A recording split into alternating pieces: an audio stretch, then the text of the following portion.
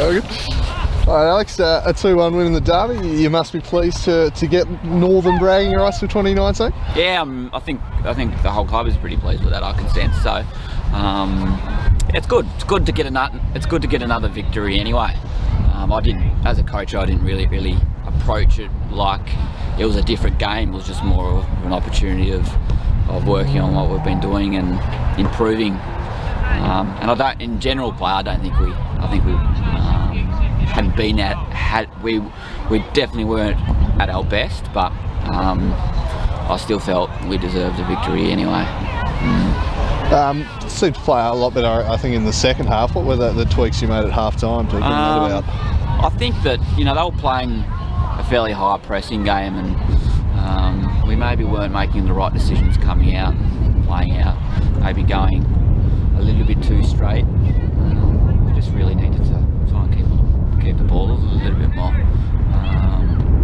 Switching play and opening ourselves up. I thought we did that. I thought we did also make some sort of structural changes and drop Matt Spanos back into the midfield, and I felt that really helped. So, Ryan McCarriger showing he's pretty adept whichever end of the pitch he plays at. Yeah, so I think Ryan's played most of his career at centre back, and he obviously played many years at Northern Rangers and NPL at centre back. But the last few years he's playing up front, so we can change him, and he was awesome. He controlled things back there for us, so he's a handy player to have.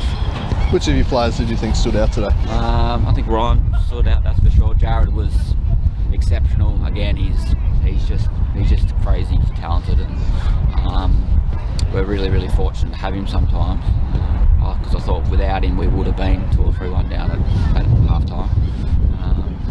Drew Sykes came back in for John O'Neill, who was out and did quite well. Mitch Jones had a fantastic game too.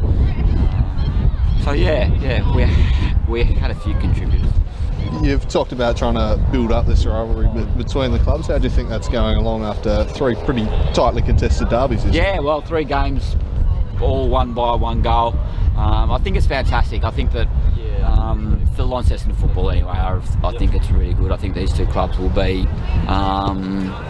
pretty powerhouse clubs in Launceston for the near future in the NPL, and we've got to generate interest and make it exciting. So it's good. You must be pleased with the way that the team's progressed this year. The last kind of 4 or 5 weeks results have really started to turn around for you. Last 4 or 5 weeks have been really good without possibly getting the results or possibly getting the points. I think it's just been we're playing apart from today, we're playing the kind of football that I was sort of hoping to play in my second year, or in our second year. So we're starting to do some stuff by the end of this season that I'm really pleased with. So I'm quite proud of the improvement. I think it's going to set us up well for 2020. Well, for the end of the season anyway, and for 2020. Because I think that they're young enough to keep improving. There's some fantastic young boys in that squad that are only 17 still. So it's pretty exciting for the club. Thank you, Alex. Cool. Thanks, Andrew. Cheers, mate. Go get warm, mate. Alrighty. Well, I suppose we'll start with the flashpoint at the end. Did you think you should have had an equaliser there at the end? No, not if it was offside, mate. I'm all faith in the liner. Obviously, if it wasn't offside, I'd be very annoyed. But we can't base it on that. We probably should have put it away in the first half. We had plenty of opportunities. A couple of guys coming back from injuries and that started to tire a little bit.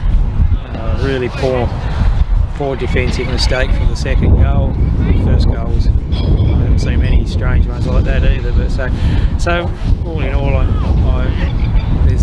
we're improving week by week, and I couldn't be too hard on the boys. I was very annoyed that we lost a game that we should have won, but they gave their all.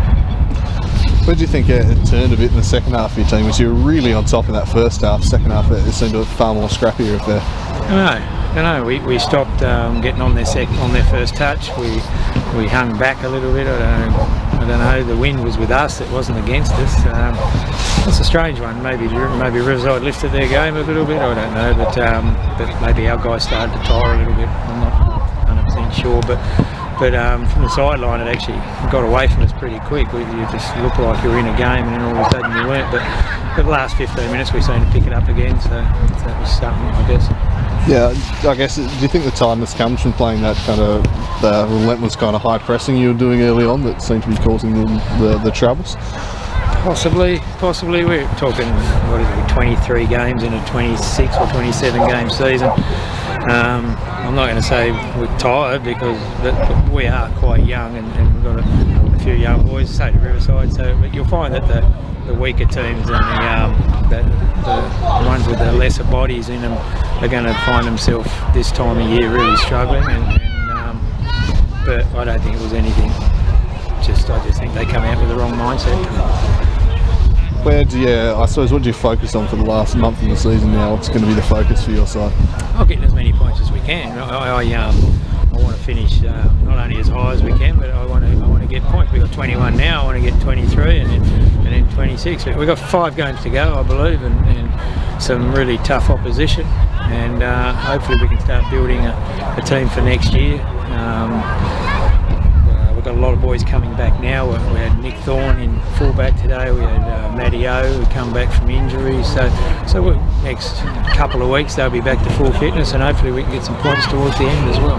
Any standout performers in your side today? No, I don't think so. I thought Noah had a really good first half. I thought Macca Hancock's had a really good first half. Jared Linger played well all game, as much as he possibly could. We were a bit light on up top, so we got pushed around a little bit, but that's Riverside did really well. They were on their first touch the whole second half, but no, not standouts as such, no.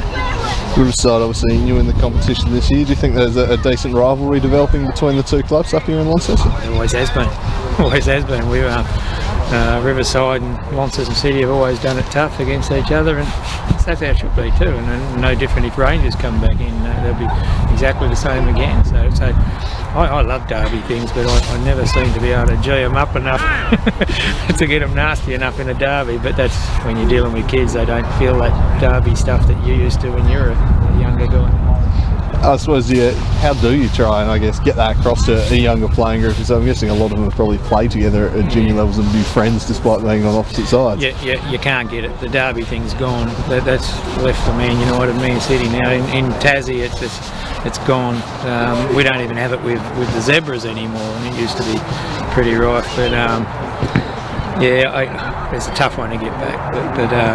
But maybe years to come, then they get knocked around, a few hard tackles, stuff like that. Charlie Dyer's got it. He got that mongrel in him, so I like that. Cheers, Lena. Thanks. Good on you. Safe travels. Yeah, cheers.